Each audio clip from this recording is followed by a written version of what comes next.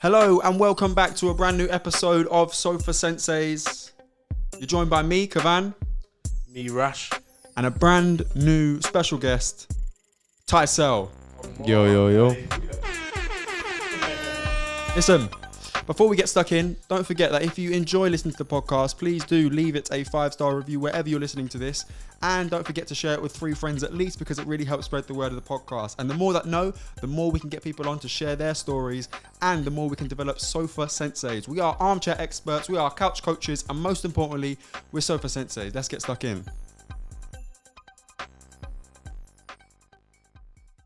So, Tyselle, thanks for joining us.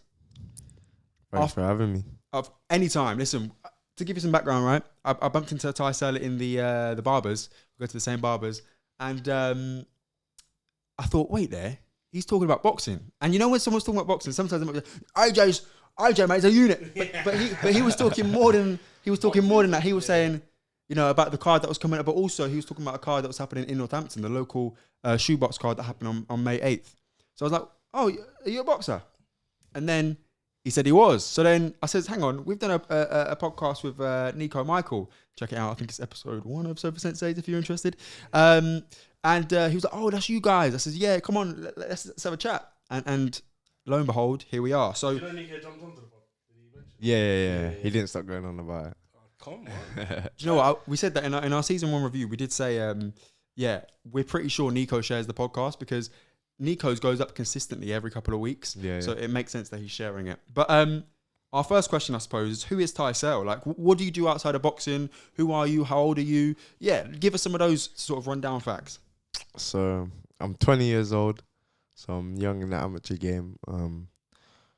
I mean, boxing is pretty much my life at the minute. I know a lot of people in amateur boxing, they'll have jobs and stuff on the side, but I'm literally just boxing full time, like surviving as much as I can. Love that. What does full-time boxing look like then? What's your day-to-day? What's your week-to-week? What's that look like? So I'll train 2 or 3 times a day, and rest in between that. Literally, like, just training. What's your normal day? Like you said, 2-3 times a day? So run in the morning, Yeah. I'll go to the gym, use a treadmill for my sprints, and then I'll have a session in the evening. When you run in the morning, how far are you running? Just out of interest? 4K. That's me and you. That's me and you done then. Yeah, I think for amateur boxing, it's important not to run for too long because you gotta keep it. Obviously, amateur boxing is only 3 rounds. Yeah. 2-minute rounds I do, so I don't want to run for too long. I want to keep it as sport specific as possible. So, obviously, you said you're 20 years old and boxing is your life at the moment. How long have you been boxing for? And what was that first walk into the gym like? I've been boxing seriously probably for about 3 years. But before that, I mean, I was in and out of the gym. Obviously, I was only young, so it was hard for me to actually take it seriously. I didn't really realise that this was going to be my life. My first boxing fight was actually at 98 kilos. 98? Yeah, so I was at super heavyweight, and that was when I was like 17. How much you weigh now? 80. So, what, you weighed 98 kg? Yeah. My first fight was super heavyweight against like some 6'6" guy, like massive guy. Like. Man for AJ. How tall are you now? 6'2", about. Yeah, when he walked into the door, I was like, fuck. Wait, 98 kg, what age? 17, yeah. I was a massive kid, yeah.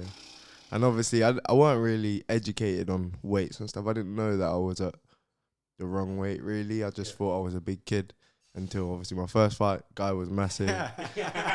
Next fight, guy was big. Next fight, guy was massive. And then we got an issue going on here. and then when I moved gym, so those fights were for a different gym.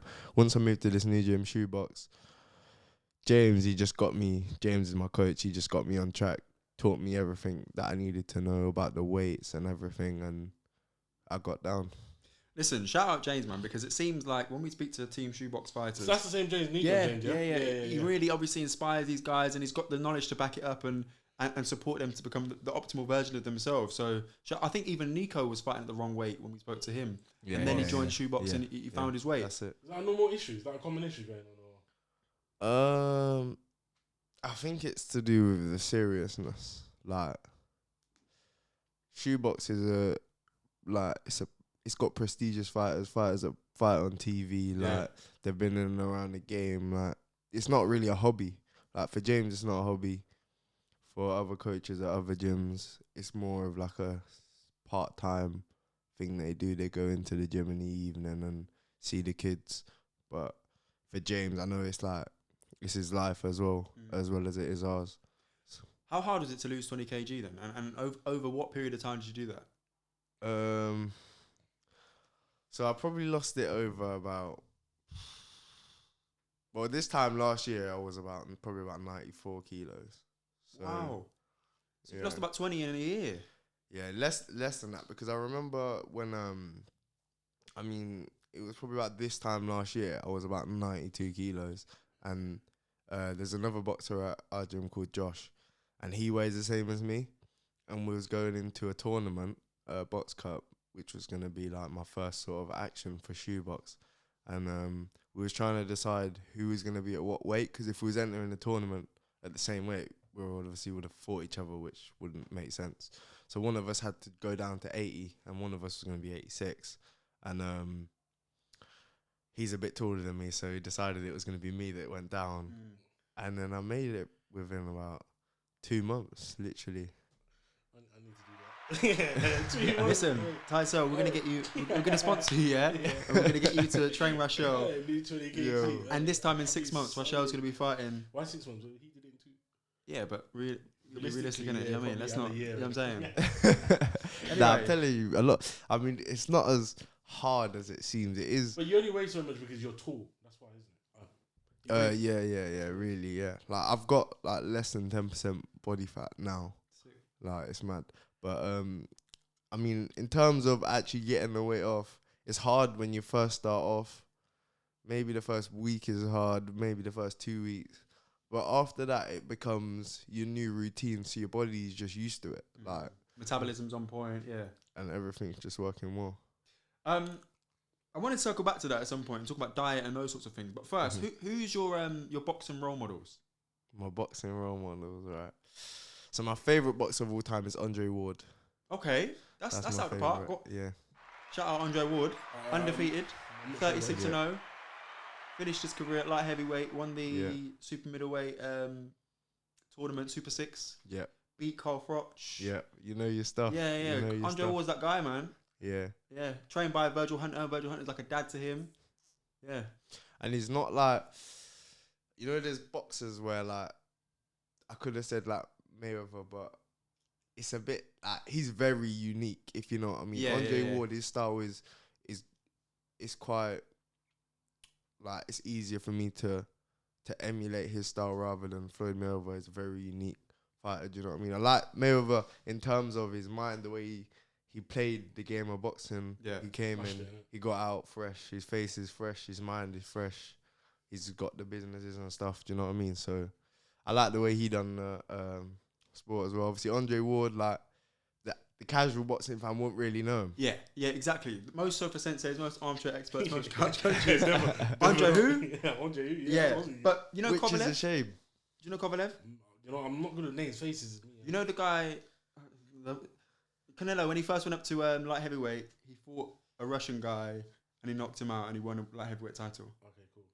That's Kovalev.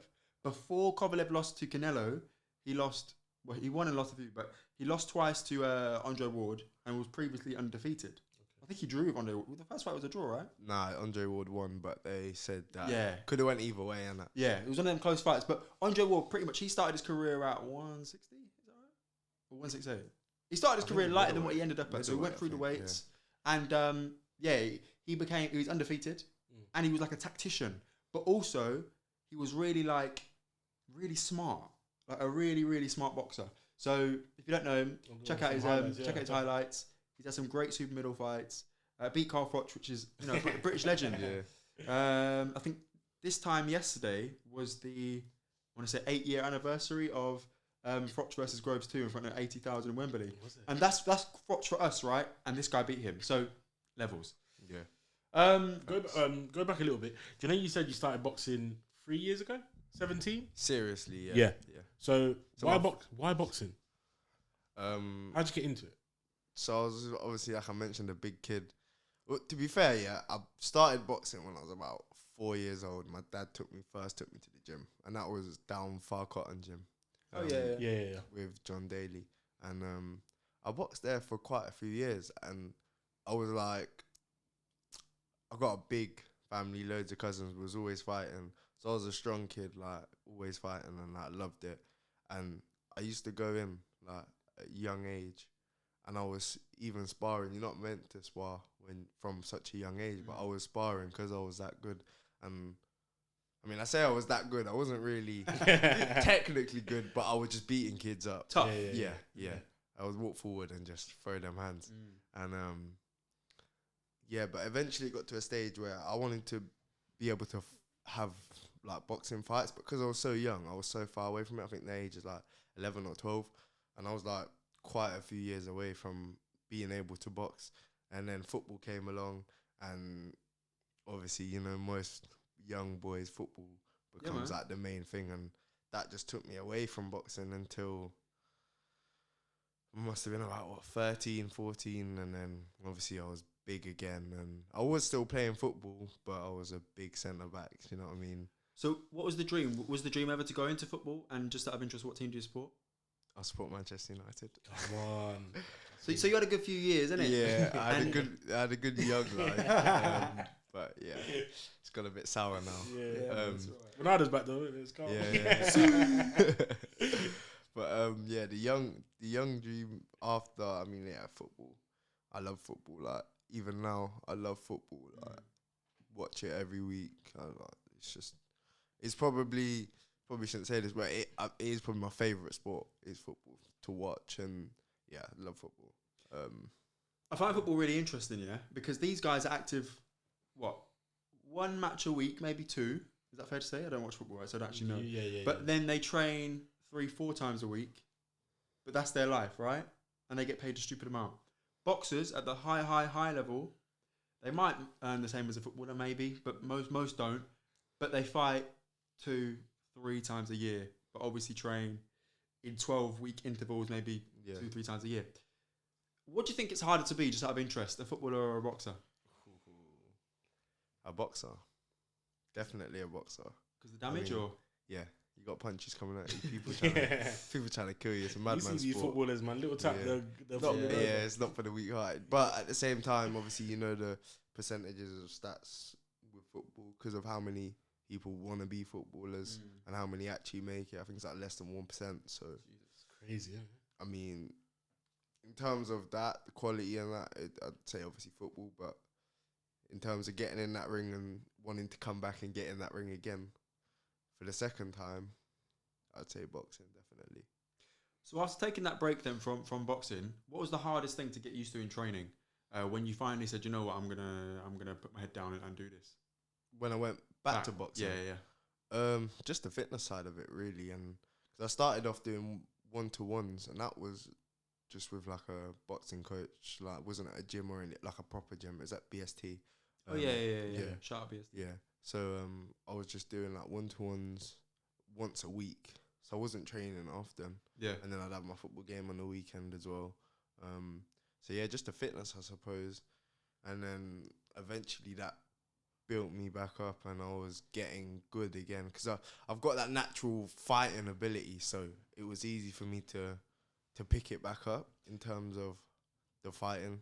So let's take a little detour. When you say you got that natural fighting ability, yeah, I'm gonna assume that's been tested for you to be able to say a statement like that. Like, what were you like as a kid? You're a big kid, 13, 14. You're not in a boxing gym. You are playing football, but how does that manifest itself? Trouble. I'm trouble. I was trouble anyway. Now I'm not trouble. I'm head down, focus. The opposite of trouble, but I was Born Trouble, and that is my nickname, Born Trouble. So, love that. Yeah. Is that your boxing nickname? Yeah. Sick. Well, listen, shout out Born Trouble. We're gonna get that somewhere and get it promoted. You know what I'm saying? Okay. born trouble at school. That's scary, man. You know, you got a few schoolmates that are like, thank God he's in boxing. I want to ask some questions off the board, innit? I want to ask some questions off the board. So, But yeah, obviously, when I was young, I was always getting into fights and stuff like at school. Like, I was having like police round to the school. I was in court and everything when I was like 12, 13 years old. But you know what though? Because you're a proper fighter now, people feel better about losing to you, innit? Yeah. If you're just some any guy, they'd be like, he beat me. But nah, he's a fighter. He was meant to beat me. You know, like that. Bro. Do you know what I mean? No, that's good. That's good. I'm glad you found a way out. That's gonna be. I'm well behaved now, though. That's gonna be a good pub story. Yeah. Hey, you know I fought in school. Yeah, when we're in the Jekyll and Hyde watching the fight. Yeah. You're fighting Buatsi for the world title. We're gonna say, yeah. Someone's saying, I got punched up by him in school. Yeah, I did that. Those are the days. Rachel, over to you. Actually, this is a good question. Actually, do you ever feel guilty after the fight? Nah, not at all. You know, guilty for beating them up. Yeah. Nah, because I know how much goes into it. I feel like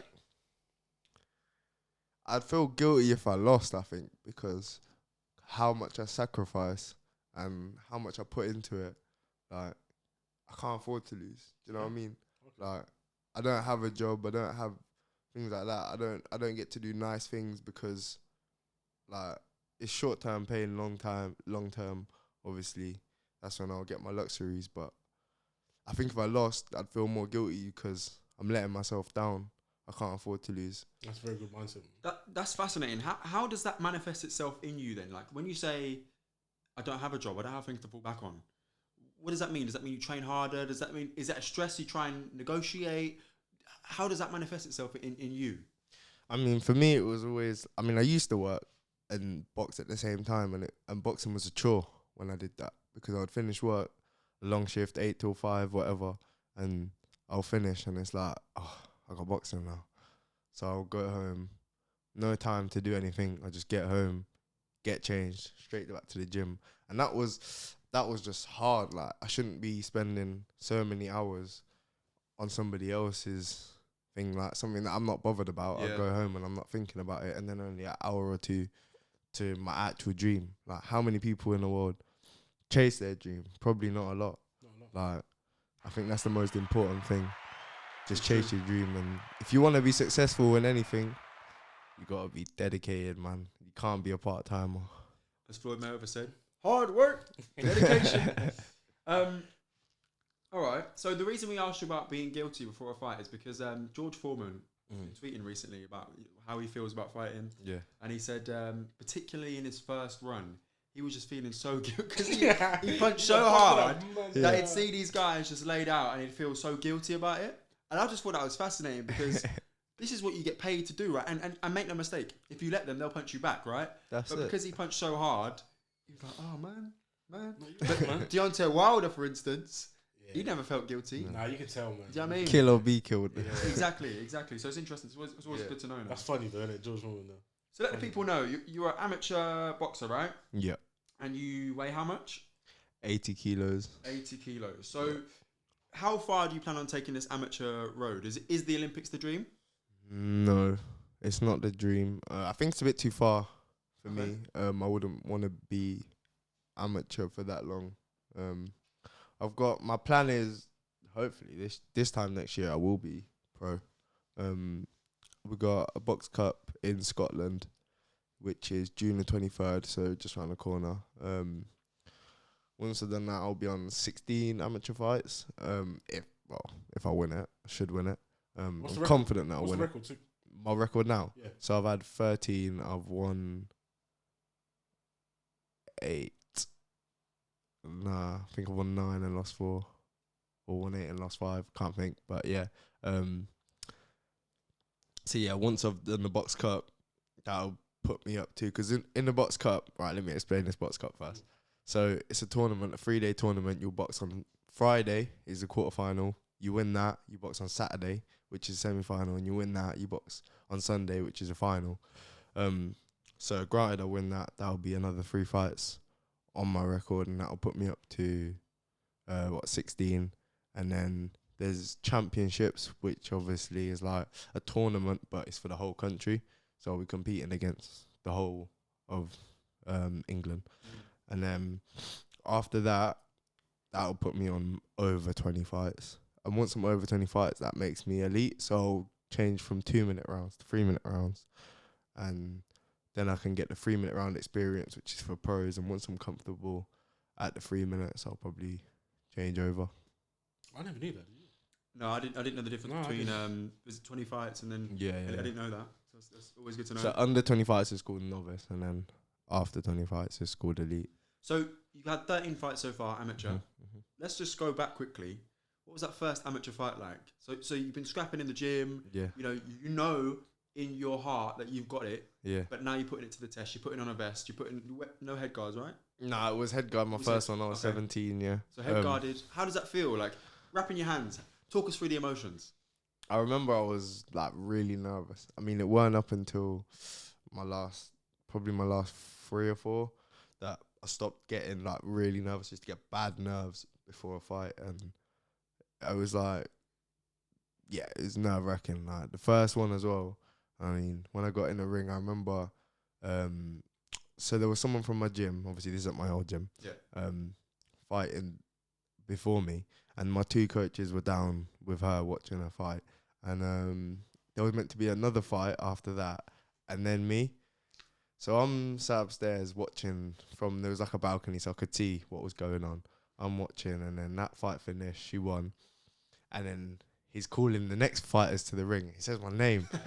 I knew that was gonna happen, didn't it? And my coaches are down there, and I'm thinking, what? I'm not warmed up, nothing. Like I'm just sat there waiting. So I put my stuff on, and my coaches come running up, and I was like, "What am I in now?" And he's like, "Yeah." So literally, my warm up was the ring walk. I kind of like bounced about, jumped, got to the ring, and then obviously boxing at 98 as well. Kid come out, he was massive. Anthony Joshua. I forgot about the 98 kilos, man. And yeah, I remember it was mad because I've got robbed that fight as well.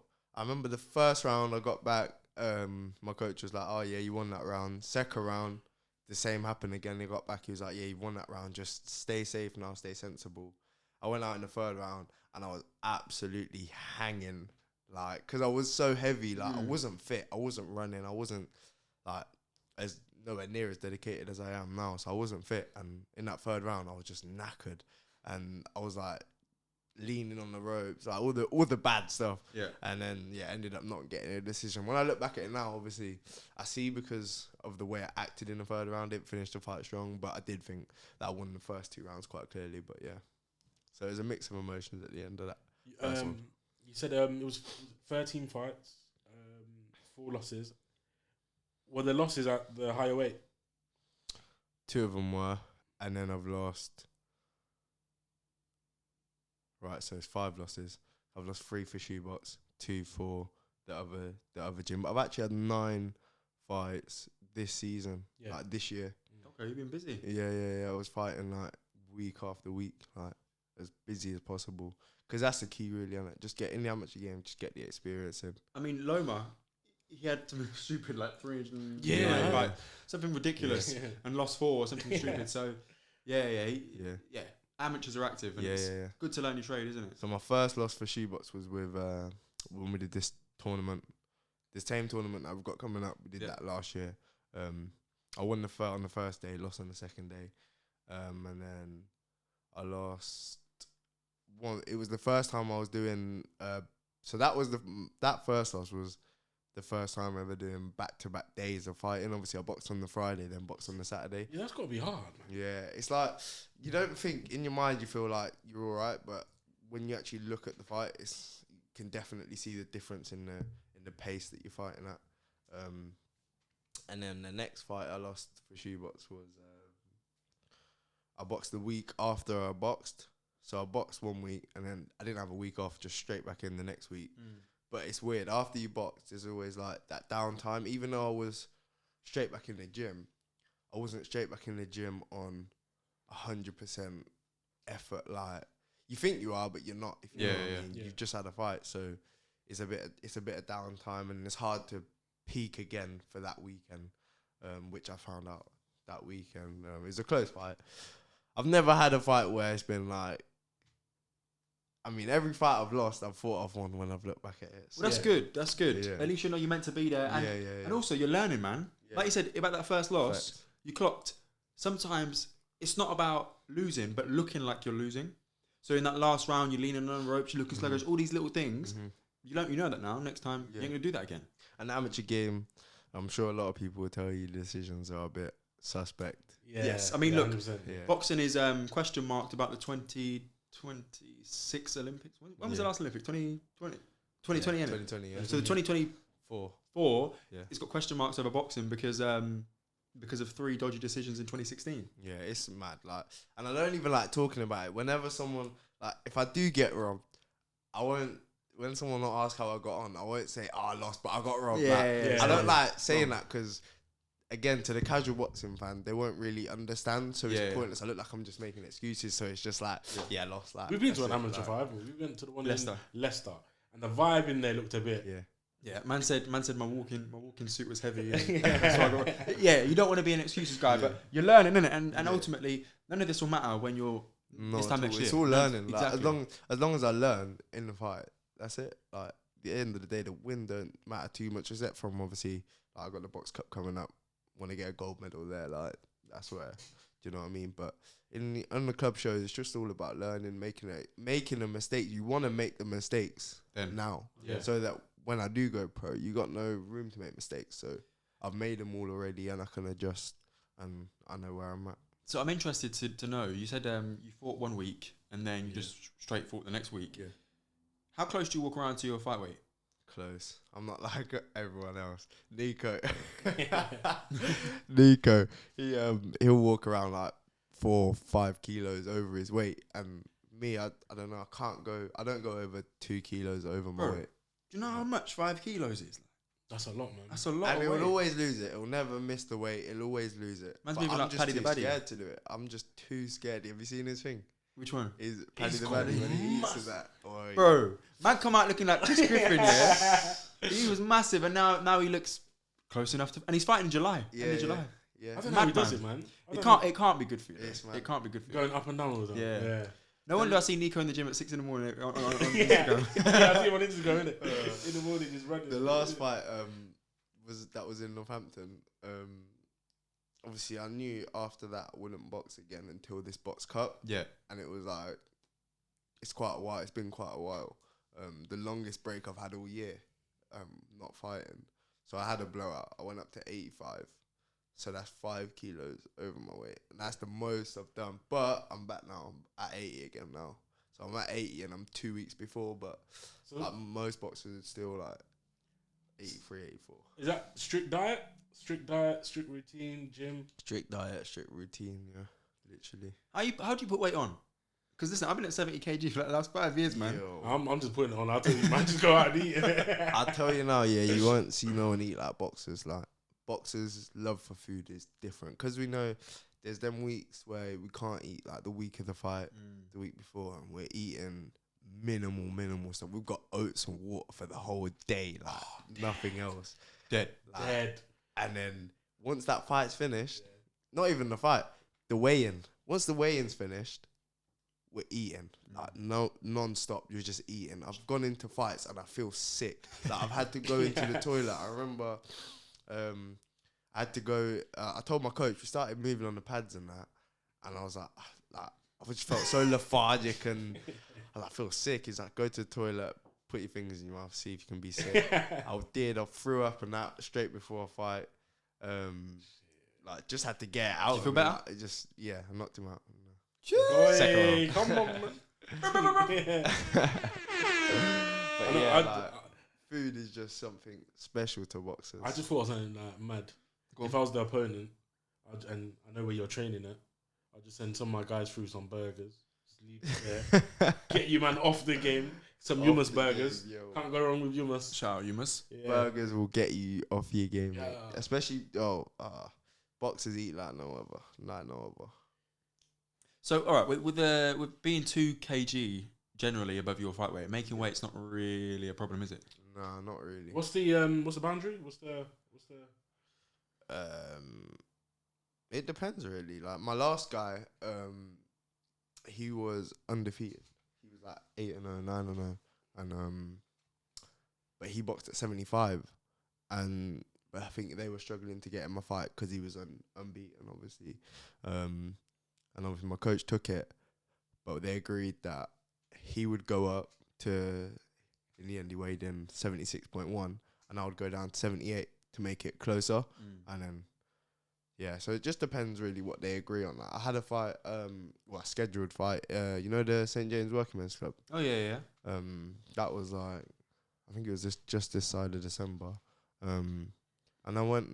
My coach and his coach had agreed on a weight, which was I think it was 80, and I weighed in 80.9, and he weighed in like 83.7 or 84.7. So he's like 4 or 5 kilos heavier than me, and my coach said, "Nah, we're not taking it." Like, technically, could have took it, but it's more a thing of where they'll feel cheated. Do you know what I mean? Yeah. So they won't have it. How does it work with the fights? Like, how do you get fights? Do the coaches just bring other other gyms and they got like their own little platform Facebook. called Warrior. Yeah, their Is little it? Facebook. You put your fighters' details in, and then you can like just search it and match it and as you please. Really, yeah. Oh yeah, Nico did mention that. Didn't Yeah, he he's did, saying didn't he? sometimes the names are fake and that, so they can't All really sorts, check. Yeah. all sorts. They'll have like white collars and stuff like. So it'll be their first amateur fight, and they'll be fighting someone else whose first amateur fight is. But the other person's had 500 kickboxing fights, and they've kept it secret. Like, yeah, it's dodgy. They do move dodgy sometimes. That's crazy, though, isn't it?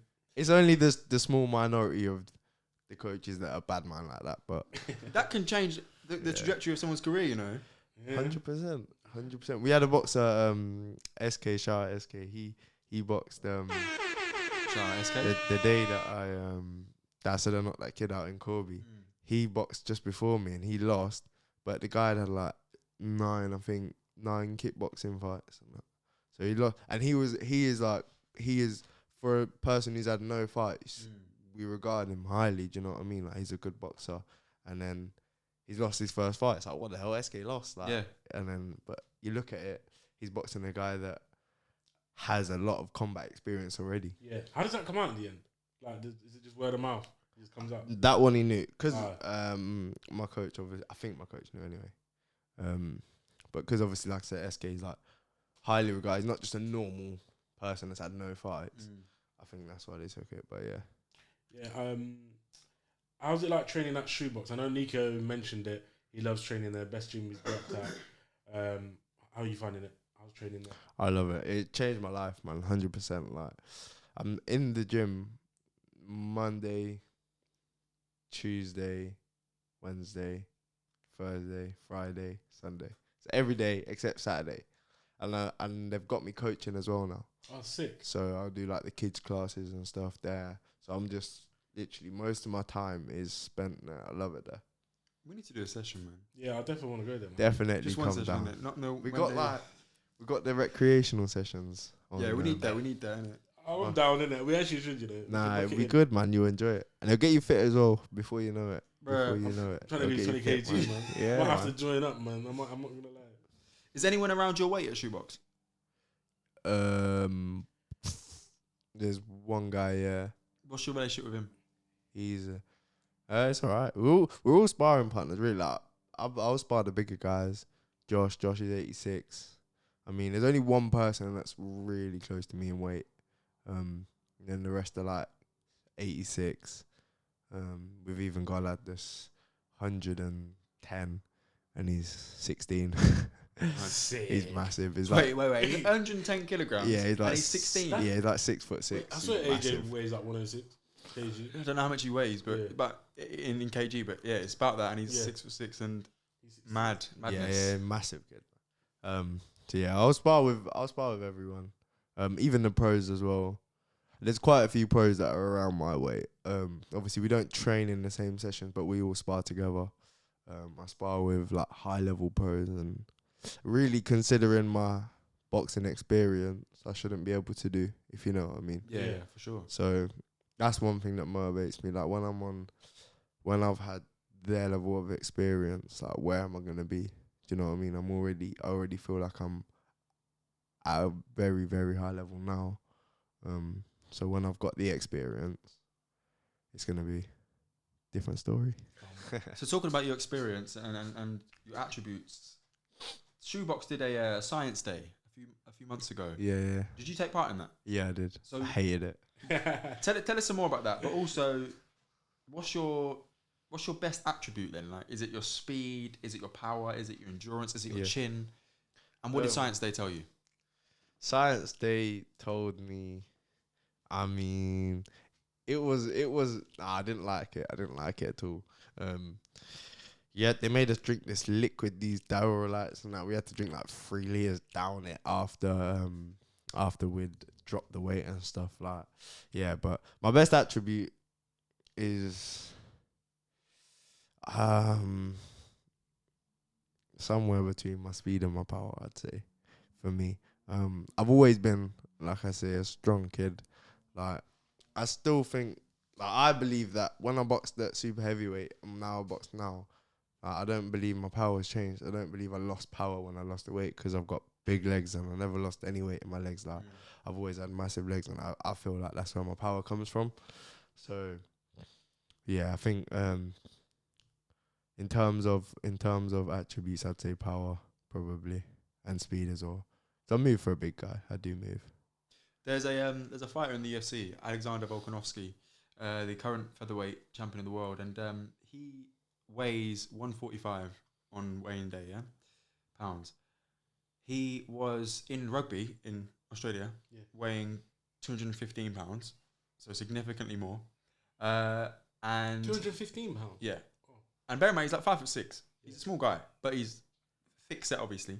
And his trainer was saying he throws guys around in the gym. People are always surprised about his ability to just be strong, and because back in his day, he was weighing 200 pounds playing rugby with massive guys. So he's retaining that strength and that power, although he's cut the weight. So I think I wouldn't be surprised if he kept that power from super heavyweight. And I'm a strong believer that power is natural. I do think. Absolutely, I do think, like, there's a lot more to power than just like the gym strength. I think a lot of power is in the mind. Like, you might be able to hit hard, but like you said, George Foreman, he feels guilty after he's hit guys and stuff, and people might feel that in the ring, like their intentions behind each punch might not be, they don't want to hurt that person at the end of the day. But like, I know when I'm in there, I do want to hurt the people, do you know what I mean? So I do have them intentions behind my punches, and I think it's a good fight, isn't it? I think that makes a lot for the power.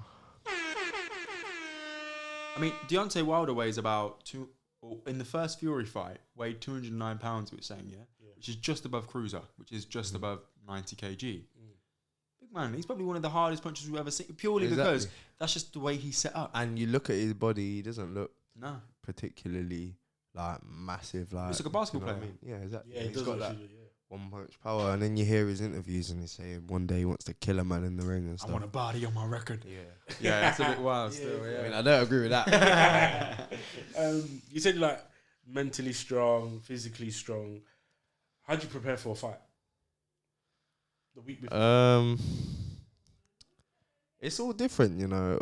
All the time, like, I'll change up little things in my routines and how I'm training. And like my last fight, it was the one in Northampton, and I left the weight because I said I boxed at 78 rather than 80. Yeah. So the weight cut was a bit more than what I would usually have to do. I wasn't walking around at 80. I was, like I said, I was walking around at 82 probably. Yeah. So I had to get down to 78 rather than get down to 80. And I remember on the last week, it was like I was doing hot baths, using a bit of water and that, which I never normally have to do. Normally I just make it naturally. And I just remember at the end of the last round, my legs were just seizing up, like cramping. When I got out, when the fight was finished and that, I just needed to sit down. And that's something I've not really felt before, and I don't want to feel again. So I'll be making the weight naturally all the time. But yeah, I mean, preparing for a fight is just, for me, not too much changes because of how much I'm in the gym. But obviously the intensity will change, or I'll pick it up. Touching on that, every punch is thrown with mean intentions. How do you mentally prepare for a fight? Because surely, once you know a date for a fight, are you walking around angry? Do you stay calm? How does it work? Nah, stay calm. I get excited now because I know how much I train and stuff. I just want to show everyone like, look what I've been doing. Do you know what I mean? Like, you know, when you're a kid, you draw a picture, you want to show everyone. Like, that's how I went into this, especially my last fight, in front of everyone in Northampton. Obviously, they know how much I'm in the gym and stuff. Like, I wanted to show them I'm not been just hiding for no reason. I've been doing something. Do you know what I mean? And going into the Box Cup in the next few weeks, I've decided to delete Snapchat. So that is one mental preparation which I've changed for this one. Like, I'm not taking nothing less than a goal, so I'm taking every measurement. I think I was watching Joe Rogan and Elon Musk, and they were talking about social media and the negative effects it has on the brain and that. And yeah, always looking for that. You know, social media gives you that dopamine release all the time. Click on it. It might be a funny post. It might be someone's liked your thing. It might be someone's DM'd you. All these things make your brain distracted.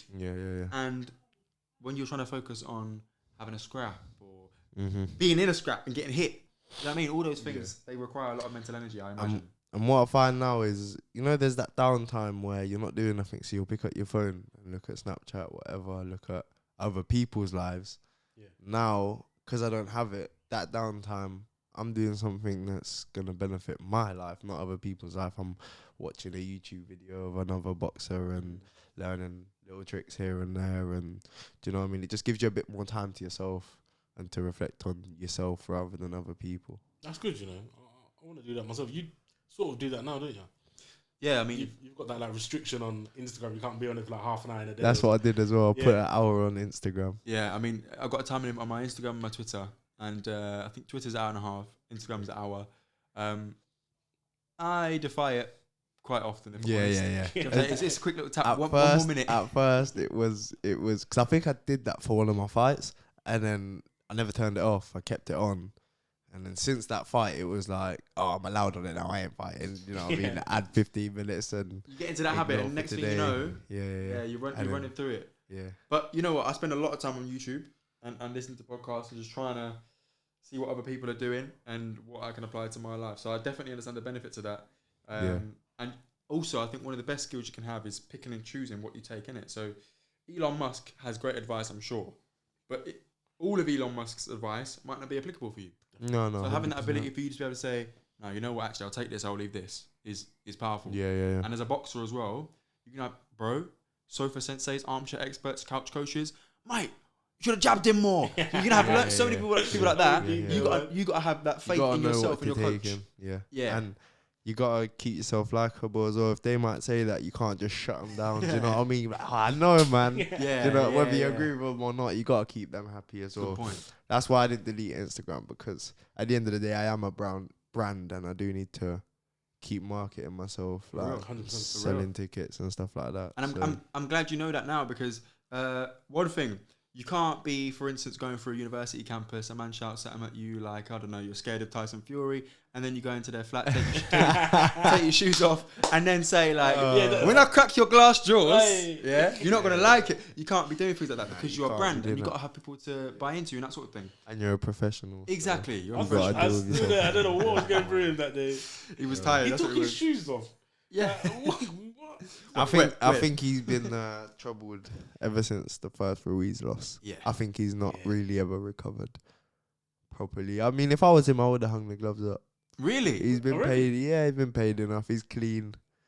That's Face a really interesting clean. perspective. Do you know what I mean? He's definitely got money, man. Yeah. He's That's why Fury's retiring now. Saying he's retiring. I hope he does. I hope he does. No, I want one more. One more, man. He doesn't need to do one more. Do you know what I mean? Like that one more could be the one that makes him have the slurred speech. Do you know what I mean? Like, people are still calling Andre Ward out now to fight Canelo. Yeah. Do you know what I mean? And that's leave it alone. You gotta be smart. Yeah. You have got to be smart. It's a dangerous game. You got people that play with the sport, like obviously all these YouTubers and that, but it is a very dangerous sport. What do you think about that, actually? As you mentioned, YouTube boxing. It's a thing now, isn't it? It is a thing. I mean, I think it's... Even Eddie Hearn's in it. It's its own thing. And there's That's money. a good point. There's money there, and wherever there's money. Do you know what I slightly want to happen, yeah? I want someone like you, yeah, who hasn't quite turned pro yet, Yeah. but Just punch up on man. yeah, I want you to get in there with punch Jake Paul. Like somehow, some way, get in there and just, you know what I mean? Secure the bag. Yeah, I would love it, and you mate. gone Give me clear. that. Because you know give me what? all that Clear, money, man. mate. What he did to Tyron Woodley Yeah. upset me, man. I was a big Tyron Woodley fan, and I Nah, don't know, I man. was To this as day, well. I don't know. man fell off. I don't know. Them couple of Fell fights he had, I don't know. I don't know about Anyway, let me move on because I'm gonna get upset. Yeah. What I wanted to say Yeah. was now is the perfect time to be around your weight and be perfectly aware of your brand and who you are and how you want to portray yourself. Because Ben Whittaker has just turned pro with Boxer and Sky. He's from Birmingham. They're trying to build the Midlands up. You're from the Midlands. This is the perfect time for you to say, "Yo, I'm Tyselle, and here's my stamp. Here's the mark I'm gonna make on boxing." Yeah, facts. Great That's time. why I'm trying to win this box cup as well. I get the gold medal and little things I can promote myself better. Definitely. When I won a belt, it was like I paid for the promotion and that on Instagram. I want people to see it. I want people to see my Sick. face and yeah, man. Ben Whittaker, obviously he did the Olympic route, but I'm a fan of his. To be fair, I like the way he carries himself. Obviously. Some people might come across as arrogant, but as long as he backs up the talk, It is what it that's is. all that matters. Yeah, That is all that matters. What's that? 23rd of June, yeah. The box cup. Yeah. Yeah. So listen, 23rd of June, make sure you're there. Make sure you bring along other couch coaches, sofa senseis, and armchair experts.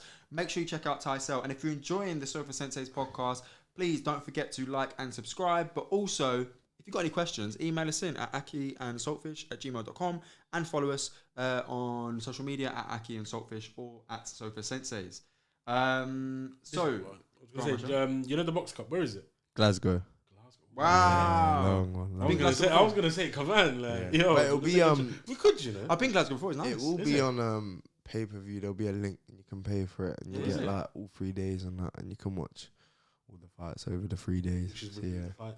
We should. This room is set up to watch fights in. So Yes. yeah, Spot on, innit? we'll do that. We'll do that. Yeah, We'll get it. And get me booked in for a show straight after. After the win. I'll bring in that medal.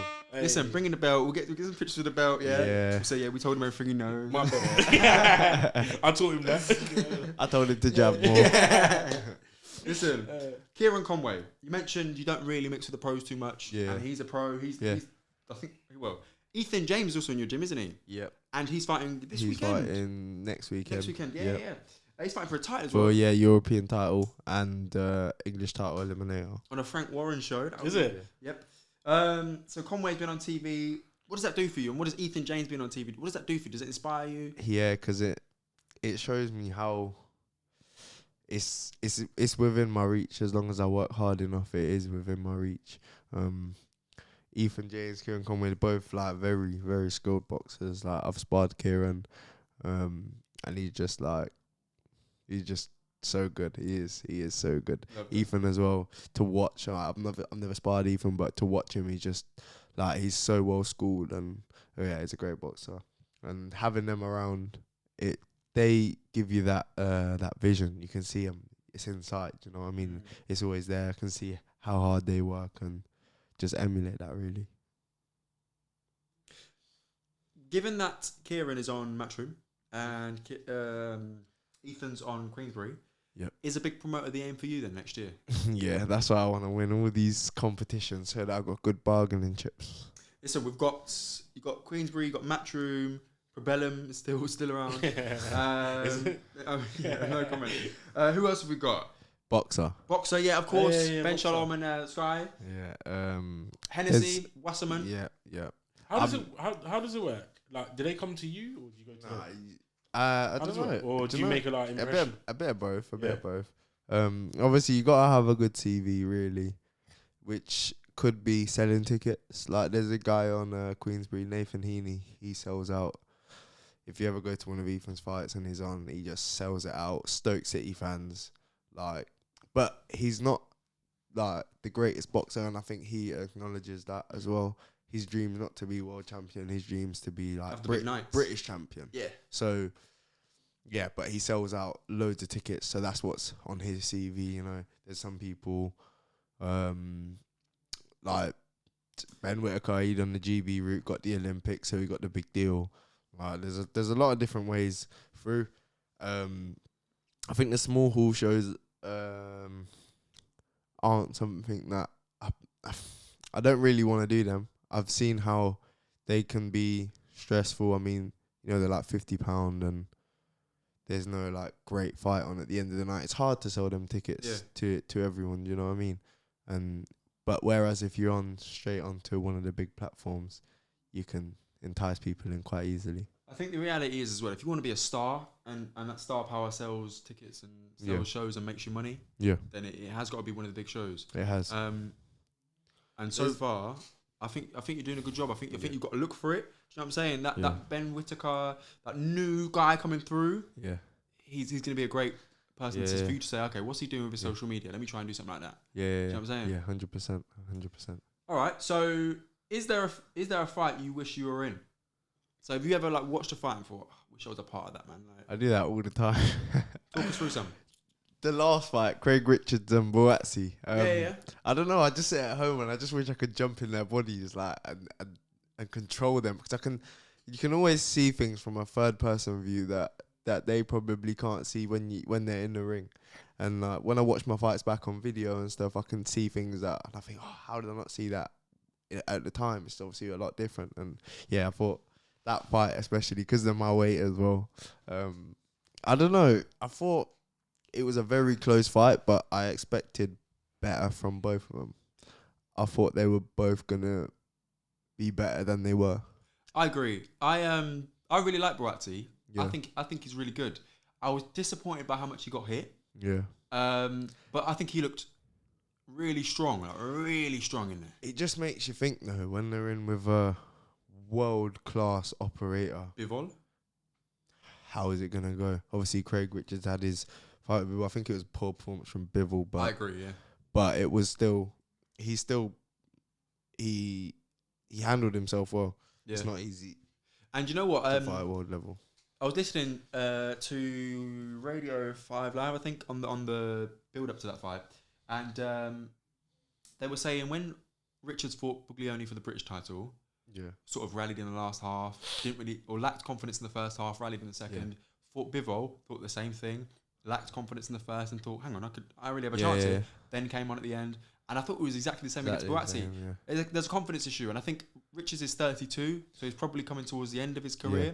And look, I don't think his career suffered from that fight with Boatsi. By the way, I think he'll be okay. I think he's perfectly positioned in the light heavyweight division in Britain among the top 8 who are just gonna hopefully fight each other. Yeah, I think that's where it is. That's where it lies for them all domestically. Yeah, even Yard, but I don't think they're good enough to carry a world title. Lying to the camera. I was waiting for that.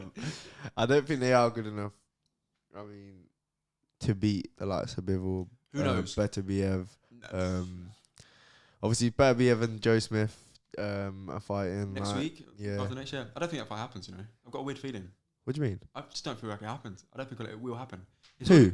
Joe Smith and Beterbiev? Yeah, I feel like one of them's gonna pull out. I feel like it's all too good to be true. Bivol just beat Canelo. Yeah. Then the next logical move would be the winner of Beterbiev versus Joe Smith. Fights Bivol. Yeah, to fight Bivol. I just feel like something's going to go wrong. Yeah. And I feel like it's going to be that fight. I don't know why. I could be wrong, but I hope I'm wrong. I hope we see that fight. Beterbiev, for me, gets it done every single day of the week. What? Beterbiev and Bivol or Smith? Smith. Definitely beats Smith. Yeah. Bivol, I think he beats Bivol as well. Do you? Yeah. I do, yeah. See, I'm a Bivol fan, and I went into that Canelo fight, and I called exactly how it was going to go. I knew it was going to go like that, yeah. Listen, I can't love the way I thought Canelo was gonna win it. I think Bivol is a really, really good boxer. I think he's really smart. I think he's in that elite bracket. I really do. So you think he beats Beterbiev? Yeah. Wow. I mean, look, I can't lie in it. Yeah, I saw Bivol fight Craig Richards and thought, whatever. When Canelo fights this guy, he's gonna win. So then, in our prediction, which is recorded and it's out there, so I can't even lie about what I said. I said, this is the Canelo show. Yeah. I can't see Canelo losing. Even if he loses, he won't lose. Yeah. And he lost, and he lost. So yeah, he lost. Yeah. I mean, yeah. Shout out Bivol, man. I hope we do get to see Boatsi versus Yard. I hope we get to see Bivol fight for the undisputed, and then I hope maybe Boatsi, Yard, Callum Johnson, Callum Smith. Yeah, one of those guys. Callum Smith, I think. After watching that last fight, I think he's probably for me, the top picker out of the light heavyweights in the domestic scene. Might be, but he's been out for a little while again, man. Yeah, he needs to get active. He does. Rachel, so when we were speaking to Tyselle just then, he mentioned, when you're watching fighters fight, you can always offer advice as a third person. I've been giving advice, man. I wanted to ask you. We watched the Dylan White versus Tyson Fury fight together. Oh. What should Dylan White have done better, man? He should not have gone to the fight. He should not have gone to the fight. Called in sick. No, man. Well, actually, what do you think of that fight? I just Did you notice? Yeah, before the fight, there was the big weights bench and that. And squat rack and all of that. Yeah, do you think he was doing weights before? I think so. I think he's doing squats. Get the legs activated. Yeah, that's a bit weird. That. Didn't he come out and say, he pushed me to the floor? Yeah. I think a boxer shouldn't have an excuse like that. I don't really. What do you mean? What if his toe was broken or something? Dave. Nah, to be fair, going into that fight, I must admit, massive White fan. Like, 100%. Not boxing wise, I always knew he was very flawed, and there was a lot of things in his game that weren't the greatest. But as a person, I did really like him. I do still really like him. I kind of knew Fury was gonna win, 100%. because of the levels and how different the levels are. Fury is that elite level boxer, but I wanted White to win, and I thought he had a puncher's chance. I don't know what happened, man. I don't know. Probably just got bro. Man, come out southpaw, and it was like, whoa. What are you doing, man? And then he did alright at southpaw, and then he changed to orthodox after that, and didn't go back to it. Listen, for sure, yeah. I called it, innit? I says, ooh, Fury just threw an uppercut. Yeah, he did actually. Yeah, Fury just threw an uppercut and it didn't land. Did you record But it will land. Did you record that? You didn't. But it will land, and then bang, boom. Dylan White's out. Oh my! Do you know what? I was thinking about this the other day. He's lost 3 fights, 3 by way of knockout, 3 by way of uppercut knockout. Ooh, where does he go next? There's loads of fights, man. Wilder. He's still active. No. Wilder's got to be his last fight, because otherwise. So how old is he? White. Yeah, 34. I think he can be. Styles make fights. Yeah, I think White's style for Wilder. White's got that. He's got that lucky punch about him. Wait, hold on. Did you say White and Wilder? Yeah. Y'all want to see a dead body? Never getting one. Nah, Wilder's a bit shaky. I think White's. It's that like Wilder's so bad of a boxer. He just got blessed with knockout That's power. why he's good. Yeah, he's just a weird boxer to fight. Yeah. Like Tank. Tank's the same. Javante Davis. Yeah, I mean that one punch. Did he win? Yeah. Romelo Rolly, whatever his name is. Bang. Rolly. Yeah. Rolly. I could already tell you. We've spoken for about an hour now. I could already tell you're a much better talker than Rolly. Please don't do a press conference. Rolly was jarring. Oh, Shut he was up, so man. annoying. I only watched the highlights, but didn't he come out saying he won all rounds or something? Yeah. I want every minute of that fight. Yeah, that man. Anyway, what does boxing bring to your day-to-day life, man? I can already see you've got a confidence, you've got a vision, you've got that strategy. Yeah. But what does it also do to your coordination, your nutrition, your ability to be able to offer people advice and just stay calm throughout situations, all those sorts of things? What does it bring to you? Loads. Like I'm always giving my family nutritional advice. My mum will tell you if I see her in the cupboards and that. Like, I'm like, nope. But it wait no. Yeah, I'm bang on everyone on their nutrition. Like, I don't like seeing when I see people eat unhealthy. It annoys me. It gives me like an ick. Is it because you're jealous? Yeah, I think it is. You fucking idiot. Very jealous. You should see when I've finished my fight and I'm eating. That's when it's like game time. They can't even keep up with me. But yeah, everything day to day. It's that obsession. Like every minute of the day, I'm thinking about boxing. Like constantly. It's just always on my mind. I go to sleep. I'm laying there. My eyes are shut. All I'm thinking about is boxing. It's all that's in my head, really. I was gonna say, have you got anyone else in the family that boxes, or anyone siblings that box? Or? No one, just me. I think my pap boxed like in the army. Obviously, he's old. Like he boxed many years ago, 60 years ago. You know what I mean? Like way before our time. I think sport was a bit different then. Same for my granddad's brother. He boxed as well.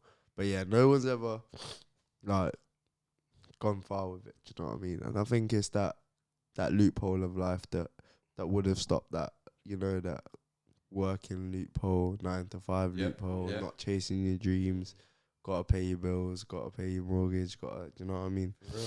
And I think that would have stopped a lot of people. Well, you know But what? yeah. I think It does though, man. It does, man. I think obviously we want to say, well done, man. You're 20 years old. You're chasing your dream. Yeah. You're saying to yourself, here's what I want to do, and I'm going to go out and get it. Mhm. And fortunately, you've got sponsors who can support you. Yeah. And long may it continue. Stay on this journey. Inshallah, You've brother. only got a young body for so long. So Yeah, maximize it and facts. make money while you can. Facts. I mean, sometimes I'm sparring people and we'll finish the spar, we'll be chatting, and I'll ask them how old they are, and they're like 30 odd. And they ask me, how old are you? And I'm like 20, and I can see it. It's like, You- and like, yeah, I wish I I was watching kept at it back then. Do you know what I mean? The Ultimate Fighter, yeah, the Yeah. reality show for the Yeah, UFC, Yeah. and one guy in there, he was 43, 43. and Nah, bro. and he lost his fight. Yeah. I think it was first round knockout. Broke his back. But he hadn't fought since 2009, and he had a torn right bicep from years ago. I actually commented on his picture yesterday on the Sofa Census and he replied. But my point is, he's 43, yeah, and this was his last chance, and that chance is done now. Yeah. And it's like, bro, you got to maximize the body while you got it, bro. You've got And it, like man. you said, it's that short-term pain for that long-term gain. Yeah. You put yourself in sacrifice now, and I'm going to ask you next, what have the sacrifices been? What are they like? And you do that now so that when you're 30, 40, 50, you can say, you know what, my house is paid off. My kids are going to a lovely school. I drive a nice car. I've got these lovely belts in my living room. And everyone who sponsored me, I proved them right. Yep. Do you know what I mean? 100%. Really powerful. And it's giving back. Like, I still have people like looking after me almost now because I don't have a job and stuff. Do you know what I mean? And you just want to give back. Giving back is probably the best feeling. Making somebody else happy. That's what it's about, really. It's good that you have a And good that's what I back. want to do. Like, mum and dad, like everyone that supported me, my sponsors, and you just want to give back. And just giving back is the key, innit? So what have the sacrifices been then? You know, like I say, we're Sofa Senseis, right? We Yeah. don't actually fight. We're just really interested in it. Yeah. People that are listening to this, probably the furthest people away from fighting. Yeah. Yeah, particularly our other shows as well. People don't want to fight. Yeah. What does it really mean to be a fighter? They see AJ, yeah? Yeah. I know girls that say, yeah, AJ, I wanted to be my baby father, all this sort of talk, yeah? Love it, And it's like, yeah, cool, but like, you might not see AJ for like 3 months a year. Yeah. Because he's out, he's busy, Yeah. he's got obligations, and he's training in Sheffield, well, not Sheffield, Loughborough, whatever. Yeah. What do the sacrifices mean for you in your day-to-day life and your family and your network? I mean, there's so many. Like, one that I thought of as soon as you said that. Literally a year ago, it was May the 8th of last year.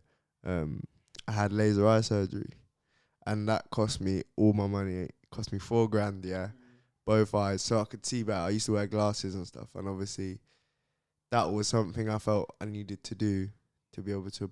It would improve my performance, so it was something that I was willing to do no matter what. Like, so I saved up from work and that was what I did. And yeah, like most people probably would have spent that on going out or spent that on a new car and stuff like that. And for me, it was like that was what I had to do.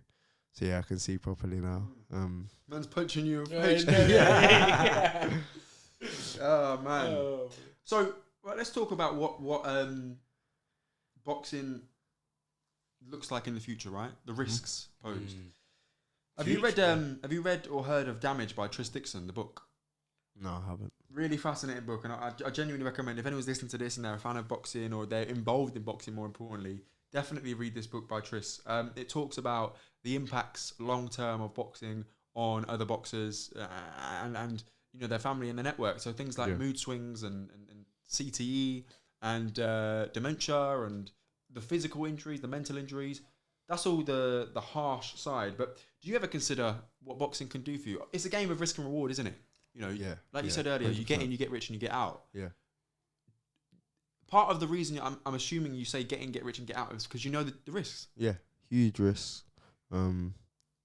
Most of the boxers from back in the day, like you look at Muhammad Ali, got Parkinson's. Like most boxers, even even the ones that didn't box on a high level, they're punch drunk, they slurred speech Yep. and stuff like that. And obviously that's the not nice stuff. But I do love fighting, and boxing, it scratches that itch for me, you know, that fighting and being able to hurt people and get paid for it. Do you know what I mean? Do you take any precautions to that damage? Do you don't know? Like, is the gym a type of gym where you can say, you know what, I've been having headaches the last couple of days, let me take the day off? Is that part of it, or? I suppose that's all in your own character. If you feel comfortable in your own skin and you don't feel like, for me, I would be comfortable to say that to my coach. And yeah, he's probably gonna bust a joke, but at the end of the day, it's not gonna make me feel a certain way. I think it comes down to you as a person. Some people, they might want to hide that because everyone's gonna laugh or something like that. But at the end of the day, if everyone laughs, I really don't care. Do you know what I mean? Like, I'll just knock them out next week when I'm feeling better. Man said I'm 6'2" and I'm 80 kg. We can do about it. All right. Well, listen. Thank you so much for your time. Thank you for having me. And before we head off, we just want to give you the platform. Is there anything you want to let the people know? Where can they find you? Where can they become a part of your brand? What's the next dates to look out for? How can they contact you? That sort of thing. Let them know. So on Instagram, it's literally Tyselle_. So my first name. You'll find all my updates, everything on there. I'll post some good content. Hopefully I'll get that gold medal. That'll be updating soon as well. Oh, it's the wrong one. Yeah, next fight date, Glasgow, June the 23rd, June the 24th, and June the 25th. Yeah. And what we'll Shout do, out to my sponsors as well, 8 Barrels. If you're interested in alcohol, they do wholesale and alcohol. Oakwood Tree Solutions as well. They're not based in Northampton, but you shout them out. Defo. And you know, I'll tell you what, if you get us the links to that fight on the 23rd, 24th, 25th, Yep. the pay-per-view, we'll put that in the description. You'll put it on there, And we'll share it when it's out. And also the details for your sponsors as well. We'll put those in the description. We'll make sure people know about them as well. So Perfect. listen, thanks for your time. That has been, let me find the right button, Sofa SENSEI'S on the Akhi&saltfish digital network. If you enjoyed that, please don't forget that we have other shows on the network too, including Before Our Friends Die and Caught Fine Done Wicked. If you enjoyed that, please share it with some friends, and don't forget to email us if you've got any questions or any comments, akhiandsaltfish@gmail.com, and follow us on all social media at akhiandsaltfish.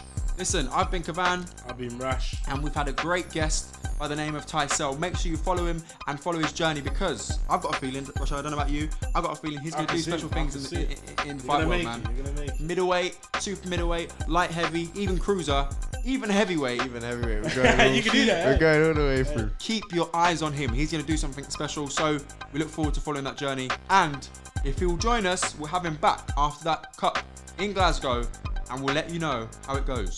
Good luck, Tyselle. Until next time. Thank you.